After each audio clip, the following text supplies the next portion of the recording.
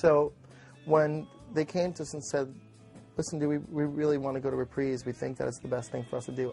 And we said, okay, if that's what you want, man, that's cool. We understand. We don't want to keep somebody here if we're going to hold them back.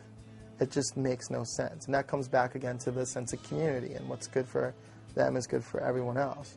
And I'm not going to hold my best friends back to us to stay on Eyeball and only have and not have the success that they could possibly have on a worldwide level. We sat in on meetings with major labels.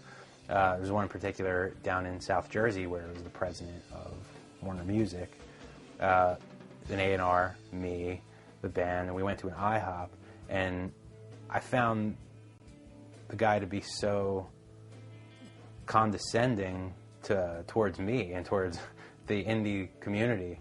And, you know, I was sitting there feeling offended to the point that I wouldn't accept them paying the check. I paid the check myself and was like, don't worry about it. And the band seemed to have the opposite opinion of the meeting, like, oh, that went great, you know, and I was, okay. I thought it was horrible. At some point, the contracts were just signed. I talked to Alex once. I called him up on the phone. I was like, hey, what's going on? It had to be about 11 o'clock at night. And he was pretty drunk when I called. He was definitely like, hey, how's it going? Yeah, you know, I just had some crap happen with my chem, you know. And he wouldn't really get into details about it. And he just said he felt pretty devastated about what happened. I know that it wasn't a good thing.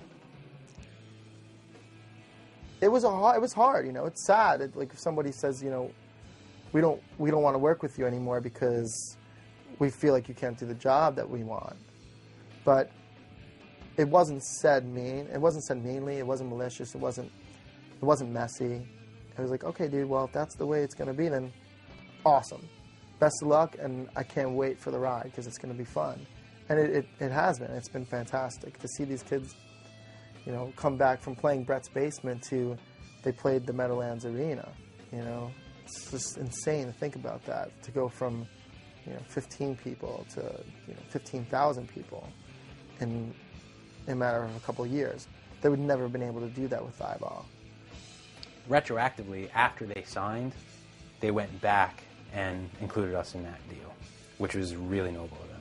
It was really cool because at that point, nobody was really talking to each other. They could have just backed away, and they went back and they took care of us, which was cool. All the bands that we had been used to seeing playing, you know, basement shows and Bloomfield Ave and things like that, they were getting signed to major labels, so it wasn't the strangest thing. And I don't know, I read on, you know, gossip sites that maybe it wasn't as nice as it should have been, but I don't pay attention to that stuff. And I know there was a lot of talk, a lot of gossip that was like, we had a falling out, they left, we don't talk to each other anymore, we all hate each other, and it's like, it's the furthest thing from the truth. You know, I'm going out with Mike tonight. They're home right now writing, and you know, I talk to Mikey every day. Like I said, I talk to Gerard maybe twice a week now, but it wasn't like that at all. It was like, well, I love you guys, and I can't wait to see what happens. After carefully considering all of their options, they decided to go for Warner Reprise Records. The band felt the label would allow them a far greater level of creative independence. And the band has, you know, been smart and, you know, kind enough to be, you know, to honor, you know, their old ties, and so they, you know, they're always dropping the name of Eyeball Records in, you know, interviews. You know, they've said in interviews like we're always going to be an Eyeball band, and I feel that way too. You know, like, you know, we did too much together to just turn your back on it.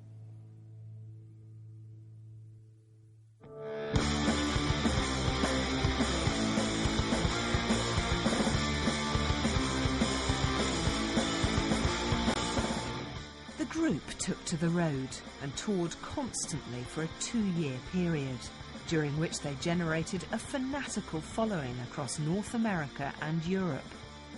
Their reputation for incendiary, life-changing shows was as much of a pull as Gerard's well-documented alcohol problems. The way they, you know, told me in interviews is like, you know, we want to be kind of a little bit